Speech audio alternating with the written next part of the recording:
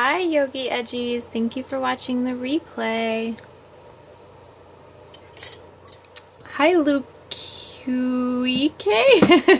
How do you say your name? And welcome. Hello, hello. Hi Daddy in Trouble. What's your name? How did you find me? What's going on? I took a quick break after reading chapter 1 of the Yoga Sutras. And hey homie, what's up? Just random, cool. Well, are you familiar with yoga at all? Let me know your name, where you're from, how you got here, if you practice yoga, or what your thoughts are on it before I get started. And then I'll introduce myself too. While you're typing, I will let you know. My name is Lisa, and I practice yoga. I blog about it at boxedge.org. You can find lots of my progress and thoughts on there, as well as helpful hints if you're looking to learn some physical yoga practice or a few other styles of yoga. Just so, I tried it once at home, but it was a little to find the earth for me. I understand what you mean. So a lot of days I do practice like physical yoga practice on scope, and I try to give helpful hints on some of the basic moves. I even have like a descriptive one right now on replay for downward facing dog. So, you know, if you start somewhere, then it can only get better. So just keep that in mind. And if you are interested in, you know, taking it slow and learning, then every Tuesday and Thursday I do go over some basic, one basic move so that you can give it a shot and work on your own physical practice. Hi, how are y'all? Welcome, welcome. If you're new here, let me know your name, where you're from, how you found me. Maybe if you practice yoga or what your thoughts are. But tonight we were reading the Heart of Yoga book, which looks like this. Okay, you can find a link to the Amazon book on boxedge.org. And we were reading the Yoga Sutras from Patanjali. So I know that maybe some of you who are just coming in here watching this are thinking yoga as far as like physical practice, but it's a little bit more than just that. And so tonight hey Jules, so tonight what I'm talking about is more the overall practice of yoga, which is like a whole life practice, not just put your foot behind your head, but also open your mind and accept life. You know what I mean? So it's a little more in depth, and you're definitely welcome to watch the replay that I just did reading the first chapter of the Yoga Sutras. They're really like for anybody. Like you can have any type of mindset and they just kind of make you think. And it's a very old type of text, so they're worded in ways that can be for any like religion, any thought process, any mindset, if you're looking to find a peace and calm in your mind and your life, if that makes sense. So that's what I'm talking about tonight. And physical yoga practice we'll be doing Thursday, or you can watch the replay for the downward facing dog if you click on the little guy and then subscribe to my channel. Alright, so I just wanted to do yeah, absolutely, you're welcome. I wanted to do a really quick, by the way, quick for me is like 30 minutes, so if you're limited on time, just be aware that this is probably not going to be a very short scope. However, it will hopefully give you some insight into what goes on in my mind as I read the sutras and really like how I relate them to life, and maybe it will help you relate them to your life and think of things in a little bit of a different way. And if you don't have time, then that's totally fine. I'm more sharing this like to upload my consciousness to the internet, as Jules would say it. And so here we go. So Samadhipada is the chapter that we read today, and I'm just gonna like kind of skip over to different areas where I noted certain things, because it would take me all night to go over every single one and what I thought about it, and really that's not the main point of reading them. I'm like internalizing them and understanding what they're saying, but there are a few things that I figured I would share that might help if you're also reading them. So, well, I'm glad I said that, because literally the first one I made a note on was 1.12, where it's talking about how your mind can reach a state of yoga through practice and detachment. And that's kind of exactly why I was saying that I'm not just going to regurgitate everything in my brain to you, because that would just be selfish and really unnecessary. But instead, I'm practicing yoga by just kind of detaching all of those feelings, detaching all the mindset, and only sharing something that I feel like would be of use. And on that point, I put a note that yoga practice and really achieving yoga is literally being able to no longer say, I am. So how many times do you start a sentence with, I am bad at this, or I am really great at doing this, or I'm going to do this.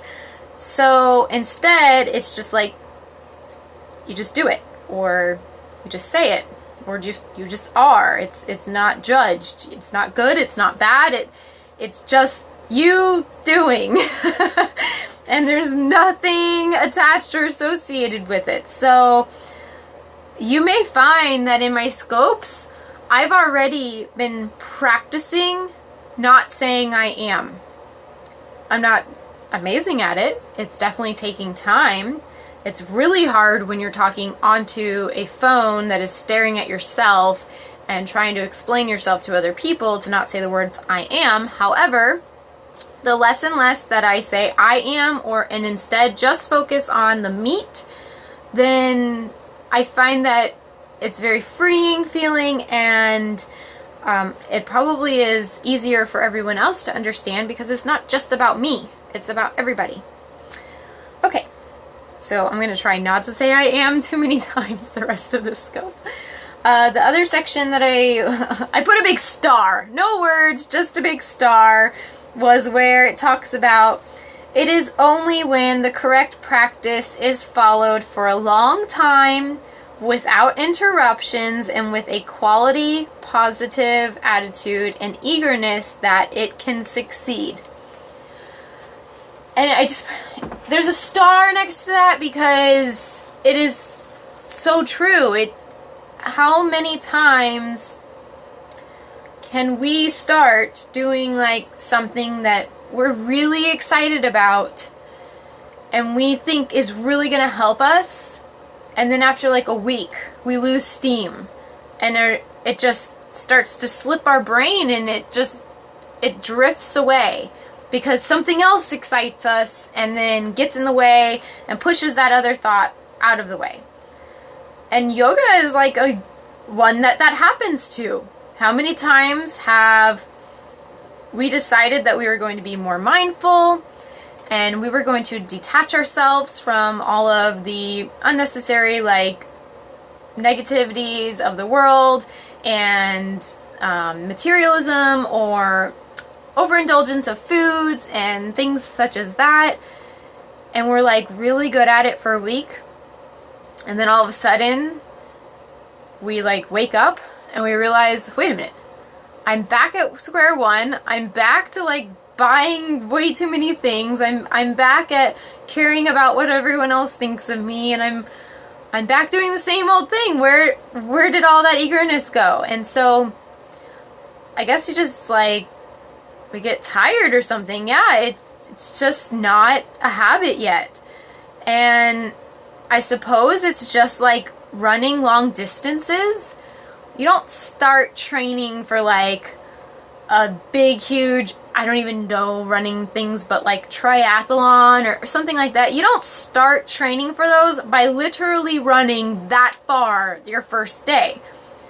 I'm pretty sure you would give up and like feel very discouraged if you tried doing that, because you just wouldn't be prepared. So instead, you start out by first like walking. Like if you have never ran before, you need to walk. And then after a little while, you may say, you know what, I'm not really going to be good at running. I don't think this is a good idea. And you may even fall away from that idea for like months, maybe years. And then that idea pops back up in your head. Take years, exactly. And then that idea pops in your head and you're like, I really wanted to run that triathlon. Why did I not do that? What happened? And so then you get past the walking this time, and then you start running. And you run a little bit, and then you get cramps and you want to throw up. Like this body does. And then you say, oh, I'm going to take a day. I got to take a day. I got to take a day of rest. It's kicking my butt. I'll come back tomorrow, you know, yada, yada, yada. And then like 4 months go by and you realize that tomorrow never happened. Do you kick yourself and say, well, that failed, like you'll never run a triathlon? No, you just say, okay, I'm going to go back to that. I'm going to start training for that now. And so then maybe this time you get to a few like more strides longer than before. And eventually, even though you may give up like 50 times, what's the phrase? Fall down 7, get up 8. That is pretty much exactly what this is saying with the explanation of yoga. And the less times, the less gaps that you have in that practice, you're going to be more and more eager. You don't even let myself do goals in yoga. I'm easy on myself. And I think that is a fabulous goal, or not goal, that is a fabulous solution to this concept, because yes, goals are, it just doesn't quite make sense in the actual practice of yoga. If you're setting a goal, then that would mean there's an end, and there's not really an end to yoga. Now, maybe some like checkpoints that are like, what are the things in roller coasters? There's other solutions too, I suppose. Yeah. Think of like those roller coasters, like after you like get like shot off into the roller coaster and you're going really fast and you go upside down and this crazy stuff. This is my roller coaster apparently. And then it starts to slow down because of inertia. Nope. Friction. Okay. And then you start to slow down and you're like, oh man, the roller coaster's slowing down. Let's get some speed. Then it shoots you through these little things that have like wheels that is going to shoot you back forward again so that you get some more speed up. So I think things like little checkpoints that would kind of boost you and keep you going might not be a bad idea. But as long as you remember they're keeping you going forward and not like a sitting point. It's not a stop. It's not a break. Instead, it's supposed to like push you even farther and faster than maybe you were going before. And yes, friction is probably the best explanation as to why we commonly give up on things that we're working on and why we're not so great at yoga. So, the more and more that I find things that are keeping me going and finding the things that boost me forward, then it's consistent. One thing that has boosted me forward and kept me kind of like getting recharged every so often are the physical yoga challenges on Instagram. If I didn't have those, I probably would start to have that mentality, oh, tomorrow I'll do it, or okay, I think I'll take a break this week and I'll come back to it because my wrist hurts, like, you know, something like that. So I use them to keep me going. Hey, Arlen. We're talking about the Yoga Sutras in chapter 1 right now. Have you read them?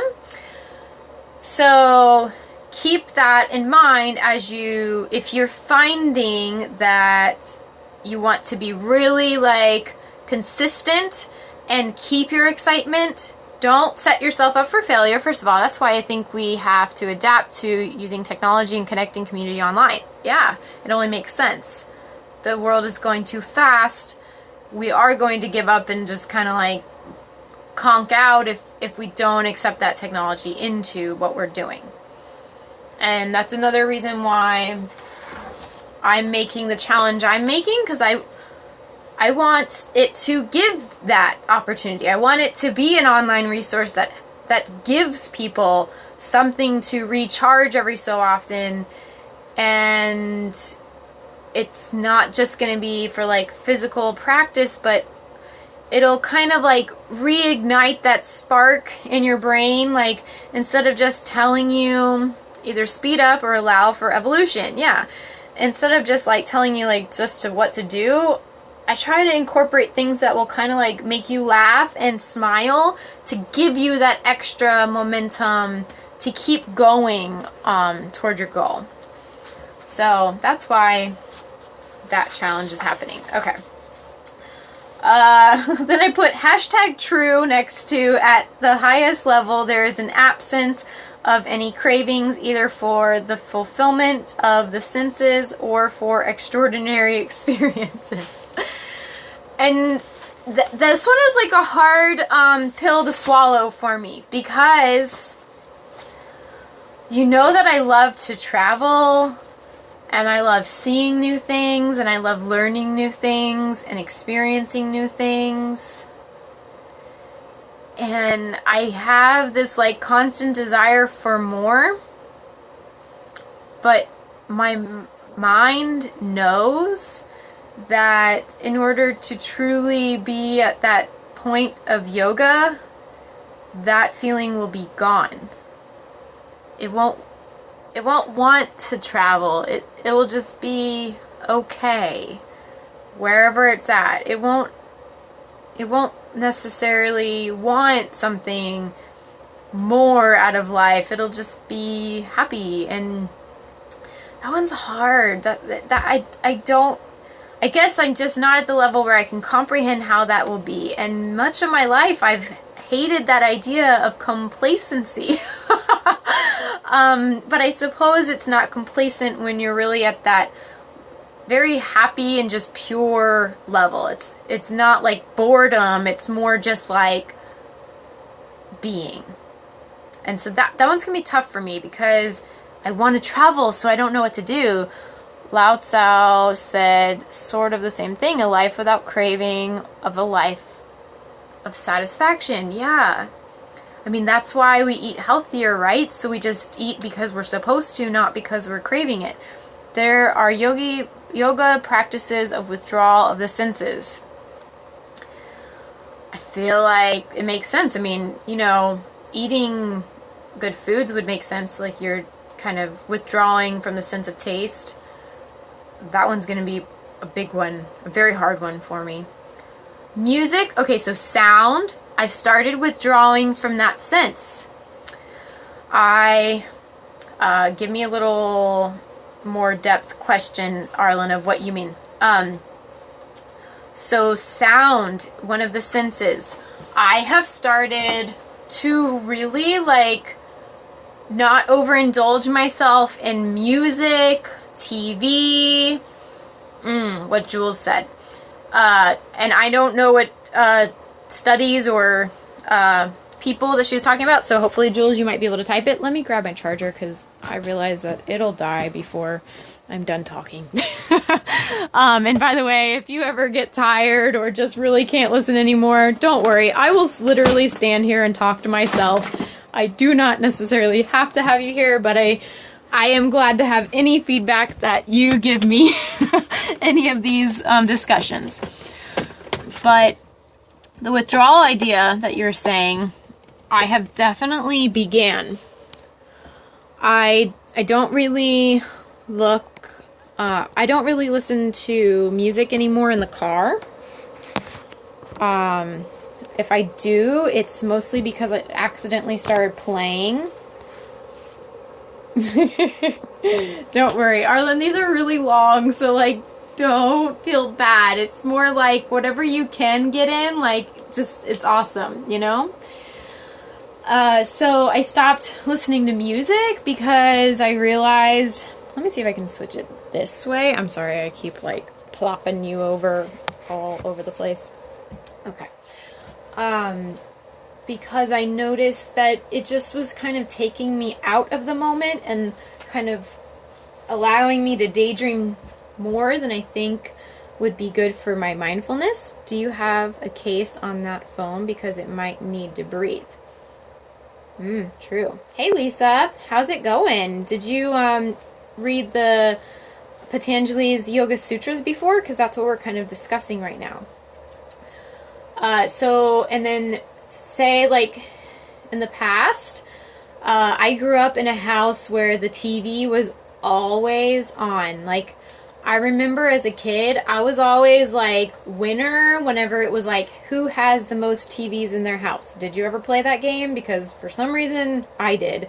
And it was like, I had a TV in my parents' bathroom, their bedroom, my room, my brother's room. Doesn't matter. The battery is sealed in the phone. You have an iPhone, I'm assuming.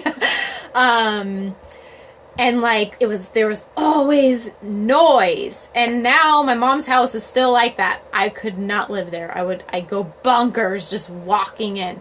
Oh, which Android has it built in? Maybe like a Motorola Razr? Kind of getting disconnected from technology, but I used to be really into it. And so now I kind of just accept Alcatel. Oh, I haven't heard of that one yet. I just accept the quietness and I allow the rest of like everything I'm doing and sensing to kind of take over so that I only need to hear like, I don't know, like things for survival purposes. Do you know what I mean? Like the other day I thought there was a donkey outside my door. That was when my hearing kind of took over. Apparently it's just so cold out that the donkey noises are really traveling very well, and it sounds like a donkey is dying outside my door. But I've already started to cut that off, and now I don't really watch much TV at all. If I do, I'm really like hooked in because I'm trying to absorb something. I'm trying to like absorb something to learn, to understand. I love watching TED Talks. It's like my favorite thing ever.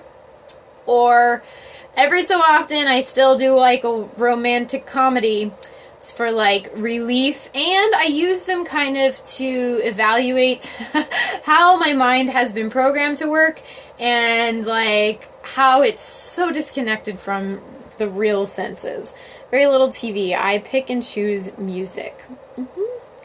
Yeah, so I think that's a start to that idea of that limiting, you know, your experiences. And I will say that probably like the sound has been pretty good.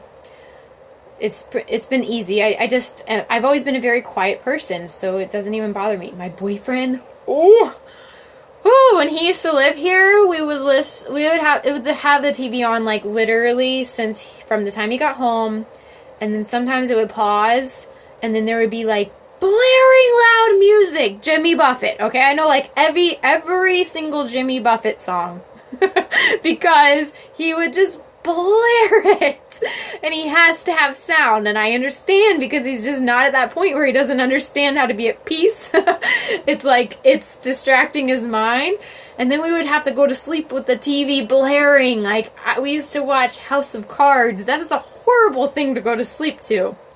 So as much as I miss him, like, it's like too much. It's too overwhelming. I love Jimmy Buffett. Don't get me wrong. Like, I don't not listen to music, but I only listen to music when it has like a purpose. Like, if I am in a setting and I'm like, right now music would help me like clear my mind, and it would take it would push away some of the bad stuff, then that's whenever music comes in. But if I'm just like driving is like an example. Like, driving isn't really stressful. It really just allows me to kind of like be there, present. And if I'm not going to be present, I would rather learn than just like, la, la, la, la, I'm driving, I'm totally not paying attention. Do you know what I mean? So I don't really listen to it driving anymore. Now, if the two of us are driving, we listen to music, because otherwise it's just kind of like awkward at this moment because he needs the sound and I don't. What about singing? I don't know. I guess like chanting and stuff helps, right? Like with like calming your, I don't know. I don't really sing. So that one's, it's not really something I'm taking away. I just don't really do. I'll hum sometimes. There's like a little bit of random humming, but I don't know what to think about it. But I'm assuming to achieve yoga, I imagine there's not really need for humming unless you are literally trying to speak to a hummingbird and that you really needed to talk to it. You know what I mean? But probably not really a purpose for singing. I don't know. This is part of the process, I guess, trying to figure all this out. So, but then what I was saying is that, so sound is really easy for me to cut out. Smell, I don't, I've actually been cutting that out. Like, I've been stopping wearing perfume and stuff, because I don't want chemicals all over my body. And I do put the, I guess, or noise, I don't know. I do put the diffuser on, but that's not really because it smells good. It's more because of all the properties that it helps with. So some of them don't even smell good to me, so I've really accepted that. And I don't know, I guess most people don't overindulge in smell, but they do overindulge in taste, and so that is probably the next part that I'm starting to limit. And that is by changing what I eat and eating things that I should be eating, that like my actual body needs, and not just what my tongue is telling me that I would like to eat. But I cannot lie, I just ate a lot of chocolate. I'm sorry. It's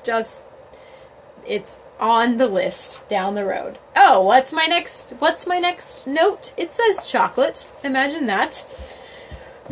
When an individual has achieved complete understanding of his true self, he will no longer be disturbed by the distracting influences within and around him. And it said, the note telling you, the inevitable desires for diversion cannot be suppressed, for if they are, they will surely surface again. And that's what I've talked about so many times with my issue, like with chocolate and sugar in general. I'm not going to just quit something cold turkey because that's suppressing them. That's not actually like getting down to the root issue of why it's happening and like fixing it, you know? So I know that by me choosing to eat other foods that are healthy and like things that I should be having, it'll slowly create less and less of an urge for me to eat chocolate. And if you are not following Dr. Limley, you better. His name is Nerdy Acupunk, and he literally talked about this today and gave so many insightful things on how I could start craving sugar. My Nerdy Acupunk. Thank you, Arlen. I like always butcher his handle. But he's like one of my favorite scopers, period. I've learned so much in the last week or two that I've been following him that it's crazy. And he's hilarious. Arlen, did you watch him today talking about the fupa? Because I literally, that's what I listen to in the car too. I do listen to things like him in the car. I was dying laughing. He's so funny. So yeah, so it'll be time before I can get rid of chocolate. It's not like I'm just going to cut it off and act like it doesn't exist. I will find the source and then actually fix it. Then there's a section right after that talking about Then the object is gradually understood fully. At first, it is at a more superficial level. In time, comprehension becomes deeper, and finally, it is total. There is pure joy in reaching such a depth of understanding, for then the individual is so much at one with the object that he is oblivious to his surroundings. Because there is no object. You are the object. You are part of the object. There's no real distinction between you and the object. It's just all there. And I put like melting into existence. And so, Jules, I know that Mariana had been asking about, what is the object? And I was trying to explain about the mirror idea and how we can't really ever see ourselves. We just see like reflections of ourselves. And in reality, it's like we're not really seeing anything. It's all just one big, like, melted everything into one. Everything has its own properties, but really we're not even a body, we're just a bunch of cells that are kind of like forming into this shape that we happen to be able to perceive, but that's not even really a whole. There's a lot of gaps. It's just we can't see them because they're so tiny.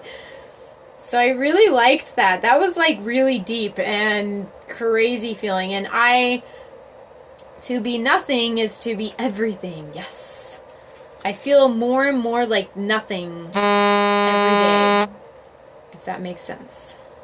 And all of these have really been making me want to watch the movie Avatar again, because I feel like it may help me process some of these ideas. Do you know what I mean? Do you ever use movies to help you process things? To do nothing is to accomplish everything. That one's harder for me to really accept, but I know what you mean. It's like, but my ego is like, but I want to do everything. So crazy. It's so Dr. Jekyll and Mr. Hyde in my brain. And then we already talked, Jules, about the Indigo children, where it said, there will be some who are born in a state of yoga. They need not practice or discipline themselves because they just never even saw a difference between like you or I or it. I can get into doing nothing.